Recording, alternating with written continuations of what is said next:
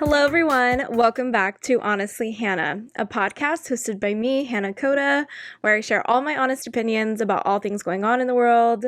I am treating this podcast like a diary, and trust me, I have a lot to say. I'm just going to jump right in it because I'm feeling good, and I just listened to this album. So I want to share all my thoughts, all of my findings, how I feel, because that's just like what's going on in my life right now.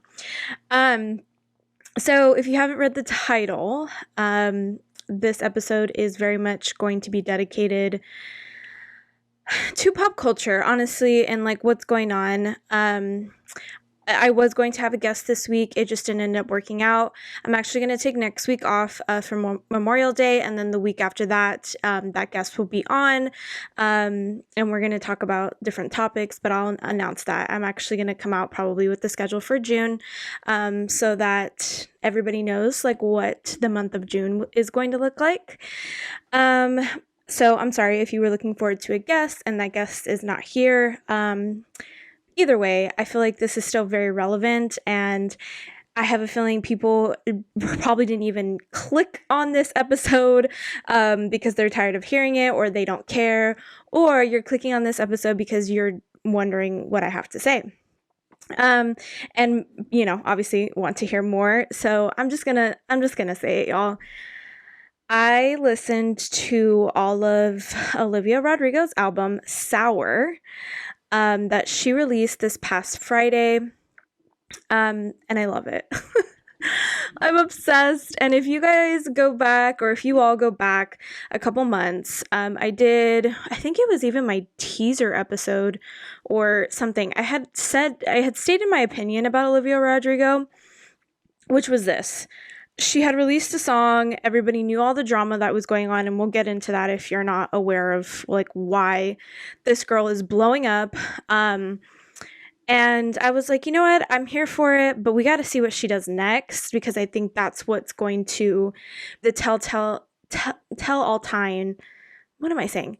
It's going to be whatever she does next is going to be the sign of, or the path that she's going to take. And I think I was right, to be honest. So she released Driver's License and then Deja Vu, and her album just dropped with a new single, which I think it's called Good For You. And I haven't really heard a single person that's not really into it. And it's people of all ages. Believe me, I have seen the tweets of like people being like, I will be the 30-year-old and the oldest person at Olivia Rodrigo's concert. Like, please, like, I'll be there and I will not be ashamed. And honestly, I think that might be me as well. But let's just start from the beginning, shall we? Mind you, I am not the biggest stan. I have a feeling I'm going to be. I think I'm going to do a deep dive probably tonight. But let me just tell you what I know now and what I just told my boyfriend, because he was like, I don't get it. Like, why are you listening to this album? Like, what's going on? And I'm like, do not listen to this podcast, but whatever.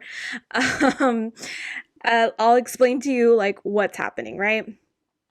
So, if you are not aware of all the drama and the hype that's around this, I'll explain it to you right now. Olivia Rodrigo, she is the Vanessa Hudgens / Gabriella of the new High School Musical series that's on Disney Plus. And I'm like, okay, after this, I'm going to go watch an episode of this show, because I didn't even give it a chance. I'm not even gonna lie to y'all. I was like, they're redoing this and it's stupid and I don't think it's going to get anywhere. And to be honest, I still don't know if the show's going to be my cup of tea, but everything's going on in her personal life, I'm here for. It reminds me of like the Miley and Selena and Nick Jonas of it all, of when I was like younger and into Disney Channel. So yeah, so she is the star of the show. Her co-star, the Troy or the Zac Efron of this show, is this guy that she's in love with in the show and then outside the show. And I guess there were rumors that they were dating and that there was something going on, but nothing was really confirmed until she drops this song called Driver's License. I highly suggest that you listen to the song. If there's some reason why you haven't, I would highly suggest it, just to hear the lyrics, or look up the lyrics. Maybe don't even listen to it. Just look at the lyrics. When I first heard this song, I think my first impression of it was like, yeah, like it's pretty good. And I look back at this album and I'm like, wait, there's definitely something more here. And I think this is why everybody's connecting. But again, going on with the story. So she drops this song and it kind of just confirms to everyone that yes, her and this Troy Bolton, Zac Efron, whatever you want to call him, and his name is Joshua Bassett, is like they were dating and they broke up, and he is now dating another Disney Channel star, which I guess in this sense, like if we're still going with like these High School Musical references, it wouldn't be like Sharpay, but it kind of is like Sharpay. It's kind of like the Ashley Tisdale, because I remember way back when Zac Efron, there was like a rumor going around that he was dating Ashley Tisdale, which I really do think that they were dating for a while, but I don't know. It never really was confirmed. There was like pictures of them in the ocean, like vacationing together and kissing and all this stuff. But I don't know, because Ashley Tisdale and Vanessa Hudgens are still best friends to this day. And something tells me that that just wouldn't have happened, but whatever. So if we want to add like a third character to it, it would be this girl. And she's another Disney Channel star, not on this High School Musical remake show. But she kind of went through like her Disney phase already and is like doing other things now. But she started originally on the Disney Channel and she makes music of her own. Anyway, so she releases a song, and basically the song just exposes everything, that they were together, they broke up, it was a nasty breakup, and then he went and started dating this other girl. And she even says in the song, like, that she's essentially like jealous of this other girl. Not that she's like trying to put this other girl down, which ends up being Sabrina Carpenter, the Ashley Tisdale, Sharpay Evans of the story, I guess. At least that's how the world is making her out to be. I've met Sabrina Carpenter multiple times, and that kind of like pisses me off, but she is actually one of the sweetest people I've ever met. So I don't really know what's going on behind closed doors, but again, just for references right now, this is how the world is like making her seem. So, and now, yes, so now this Joshua guy is dating Sabrina Carpenter, at least rumored to be. She says it in the song. And she basically just says like she looks up to this girl, and like she's older and she's jealous because she's pretty and she's blonde and blah, blah, blah. Never really talks any crap about her, but then the Joshua guy, ends up dropping a song. And it doesn't do well. No one believes him and no one really cares. And then Sabrina Carpenter drops a song, which is, I think the song was called Skin. And supposedly she had written that song like way, like before like any of this drama had started. And it was basically and the song says basically that she has tough skin and like you can't get to her. And it's supposed to be an empowering song. However, in the music video, she's wearing, this Josh's guy's like jacket, and like, I don't know, it seems a little mean girlish, but like, again, nothing was confirmed. It kind of died down a little bit. And then I think even Sabrina Carpenter and this Joshua guy ended up making a song together, didn't do well. Whatever, and then Olivia Rodrigo drops Deja Vu. And again, it's very much a reference to this Joshua person and how they used to go on dates, and he's taking this new girl to the same exact places that she took him, and that it's basically all deja vu. Like, do you feel like it's deja vu when you're with her because you did all those things with me? And there's even, I think, the line in that song where it's like, it's the other song, but she's just so funny. I think she's such a great lyricist, or whoever is writing this music for her, they know how to connect. I wouldn't even say to a younger audience, but like just to an audience that like literally I'm listening to these songs, and this goes for the entire album at this point. I'm listening to these songs and I'm like, I can absolutely relate right now. And it's so mind-blowing to me because I guess it just like resurfaced a lot of feelings that I hadn't really felt in a long time, or or whatever, but like it's just like, dang, like I have felt this way before, especially like at 16, 17, 18, when you're like going through like your first heartbreak, or if you did go through your first heartbreak at that like hormonal like crazy stage in your life. this is exactly how I felt. This is exactly what I was thinking, what I wanted to say, what I wanted to say to him. And it's just like, wow, like these were my thoughts written down on paper with a good melody and a good rhythm. And it's like magic. But yeah, so she releases next song. Now, this past Friday, she released the entire album. Let me see how many songs. 1, 2, 3, 5, 6, 7, 8, 9, 10, 11. I think there's 11 songs. The album is called Sour. Amazing title. So like innocent, but yet, you know, basically like she doesn't want to say I'm bitter, but like I'm sour, you know? Oh, gosh, so good. Almost every single song on the album is a rendition of Driver's License or Deja Vu. Her new single, Good For You, there's a lyric in this song where I am just like, oh, yes, like, ugh. And it's about a therapist. Like, she's like, oh, I hope that the therapist I found for you is working, like, good for you. You know, like you're all healthy and you're perfectly fine without me. Like, that's fine. But I was the one who helped you get that therapist. I just thought it was hilarious. But I know a lot of people had a lot of concerns about her being like a one-hit wonder or like a one sound type person. Her album in its entirety, I guess just for some of the songs it sounds very similar and they're very lyrical. Honestly, it almost reminds me of like a Lily Allen album. For those of you who used to jam to Lily Allen like back in the early 2000s, it reminds me of that, where it's like her lyrics are so raw and just simple enough for you to just follow, but also like behind like a really good piano melody type. And then there's some songs that are a little bit more like punk rockish, and that is like Good For You. People are saying it sounds exactly like Paramore's Misery Business, I believe. However, I will say this. I think she did it. Like, I think that this was a good move. I think that she's going to gain a very good, solid following off of this album.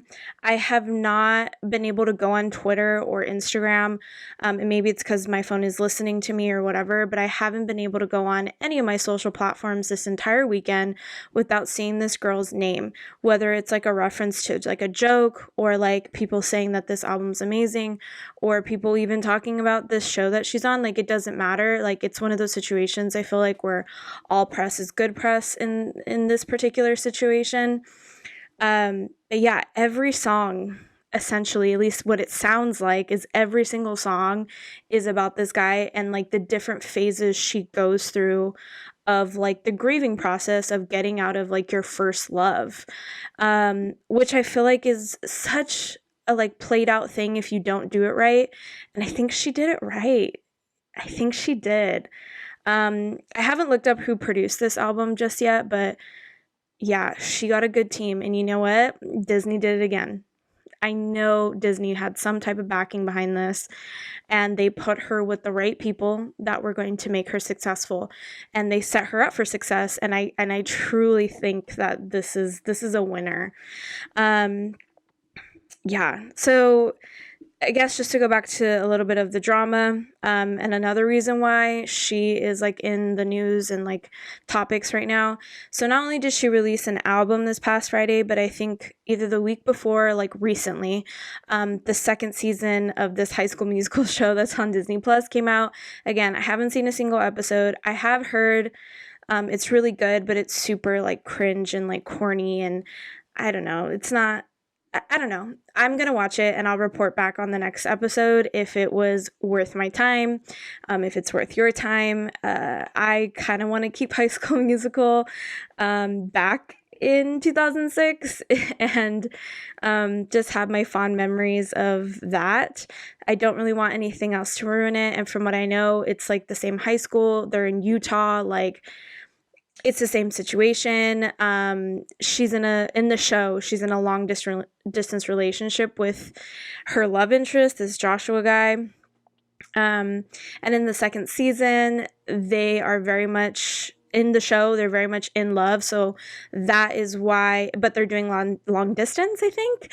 But that is why she is also the topic of conversation right now, because in the show, I believe that they're kissing and they're still like trying to be this couple, like, and happy in the show, which obviously they're actors and actresses, like, come on, like, of course they have to do their jobs. But that's why people are tuning in. And so again, Disney knows what they're doing. They released one after the other, and now everybody can't get enough of that Disney show as well as this album, which I'm assuming Disney has some type of hand in. Yeah. I guess just to like deep dive into the album really quick, my favorite songs, if you don't want to listen to this entire album, these are the songs that I recommend for you to listen to. I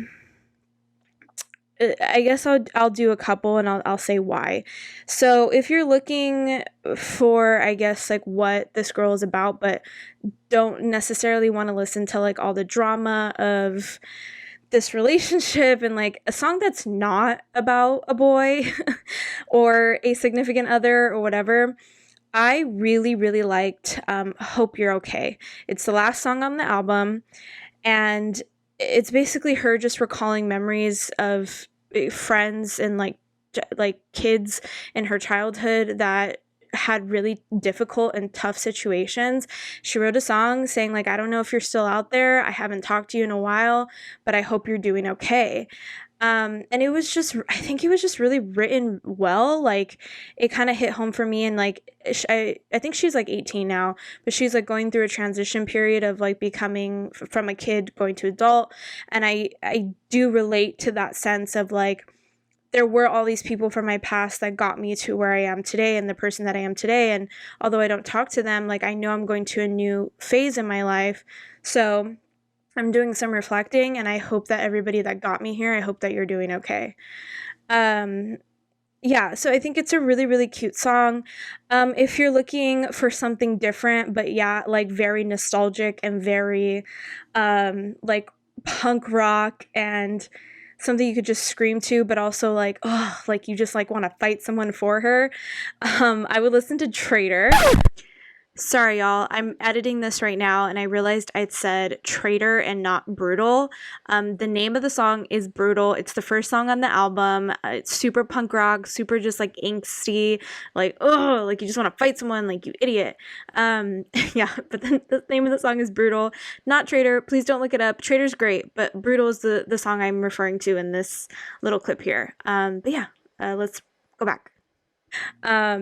I think it's a really good rhyme to what she does, and then more of like touchy feely, like, oh, I just want to sing to the song and like cry, I guess. I would say is Enough for You. There's like there really is all types of genres in this album, but some of the songs do sound very similar. So out of the entire album, I think those three songs are my favorite, and like Driver's License, Deja Vu, and Good For You are not even like in there, and those are the songs that she has released as singles. So I do think that there is a lot of substance still in this album for you to listen to. I think there's a lot to like depict from it. She's not going to be everyone's cup of tea, which is fine. But I will say this: anyone and any artist, I guess, that can make you feel inspired or a certain way, you should continue following them. I mean, I know that sounds so cliche, but really, like, I don't know, I just feel like I haven't been this inspired in a really long time. And like, I guess a transition into talking about what else happened this week, but I was watching the Billboard Music Awards tonight because I watch all award shows. All of you guys know that. And yeah, I just realized, like, even with the nominees, like, not even so much about who won, but the nominees, I was like, 2020, I feel like really did not offer me a lot of musical, like, inspiration or a lot of musical depth. Like, I don't, like there were some good ones. I'm not saying that everything was bad. You know, like my favorite artist of all time, Ariana, released an album, so I can't say like, oh my god, all the music in 2020 that was released was trash. Like that's not what I'm saying. I just feel like 2020 was a year of growth for a lot of artists that took time off. And so, well, for a lot of people, I guess. So we didn't get a lot of like, at least for me personally, we didn't get a lot of like inspirational like music that I feel like I'm gonna listen to for the rest of my life, you know? Or like a good song um that wasn't, I don't know, like just the norm, I guess. Um but yeah, talking about the Billboard Music Awards, I thought the Jonas Brothers did really well at the end. As for, you know, like the other acts, I mean, Pink is amazing. She always does like crazy things and she's so good and she really does them in real life. I've seen her rehearse as well as perform them, and she's gotten hurt before. Like it's really her flipping and doing all those things on, I forget what they're called, but the curtain ropes or whatever. Um but other than that, I feel like it was just like a dud. Like, yeah, like another award show. Okay. Like what else? And like I said, even looking at the nominations, I was like, yeah, I heard those songs like maybe 10,000 times over and over again. And even the first time I heard them, I wasn't that like amazed over it. So I say that to say that I listened to this album and I'm excited. Like I feel like I connect. I feel like a lot of people can connect, like not just people of my age, younger, older. Um, Anyone that's really gone through a tough breakup like that. It's so relatable, and I'm at a good place in my life, in my own relationships. Like don't think like anything like that. I actually like am having an amazing like time in my own relationship right now. And so it has nothing to do with that, but like she just hit a nerve that I didn't even realize like I had went through at one point. And again, I know it's not just her, like she has a whole team behind her, but I definitely think that this was a really good album, and I think it's going to make a lot of people happy. She's giving me very, very much like those early Demi Lovato vibes of like this girl that wants to kind of be punk rock, but she's also like very poppy and comes from the Disney Channel, so has to still fit in this like little box. Um but is like, you know, trying her best to just be authentic. Speaking of Demi Lovato, let's just talk about what happened this past week. Just a couple points that I want to bring out. Demi Lovato not only released her new podcast that she is coming out with, I think it's called 4D with Demi, but she announced that she identifies as non-binary. I saw a lot of backlash on this.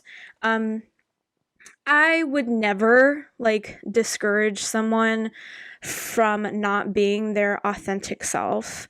However, I do think that there is a lot of growing and learning that she's doing right now. Um, so I say that to say, like, I think a lot of people took it the wrong way and I saw a lot of comments because there were a lot of news articles that had posted about this announcement, and the comments in them, like, under, like, the posts, like, on Instagram and Twitter, even TikTok, I saw a couple were very, very extreme and harsh, and honestly, I just hope that, you know, she doesn't regret this decision, which I don't think that she ever will. I just really hope that she's happy, and I'm hoping that with this announcement, it gave her, you know, the freedom to be who she actually is, after, from what she said, has been such a long time of being um, extremely feminine when she didn't feel that way. Um, so yeah, so that's just my little part on that. I support anyone that believes that they are non-binary or fluid or not of the typical two genders that this society has claimed that there only can be. Whatever you want to be, I truly stand with. You need to be your authentic self. I think it just came at a weird time. So I just hope that she understands, like obviously I know she does. Like, why would she's been in the spotlight for so long, why would she announce this thinking that there were not going to be any consequences? But it also just makes me sad too with all those comments. Going on to some other things. So in basketball, we are in the playoffs. I watched a little bit of the Lakers and Golden State game last week, and it just reminded me of why I don't like watching the NBA and basketball. It was so dramatic, and I was watching with my brother because my brother graduated college, and we went out to dinner and we were watching the game after. And yeah, we both looked at each other like, what is going on? This is just ridiculous. Like, I don't know. The NBA has gone to a place where I feel like there is no return, and the only place to go is probably another professional sports league that dominates over the rest. So I hope that happens sometime soon, because I'm so over the NBA. And I know a lot of people feel that way, so I'm just saying that to say, like, it's just ridiculous. The promo of the Friends reboot, not reboot, the Friends reunion, came out this past week. I saw it on Jennifer Aniston's page. Honestly, I stated it last week. I love New Girl, and I kind of dissed Friends a little bit, but not really. I am not the biggest Friends fan. I'll watch it if it's on, but I have not seen every single episode. I'm not the biggest fan. But that trailer, whoever did the editing, whoever sat down and produced it, oh my goodness, it was amazing. I truly got the little bumps, and the chills, and, the happy, feelings when I saw that trailer for it. It looks amazing, and I can't wait to watch it. It really does make me feel warm inside. So if you haven't seen it, I know it's on Jennifer Aniston's Instagram page, but it's all over the place now.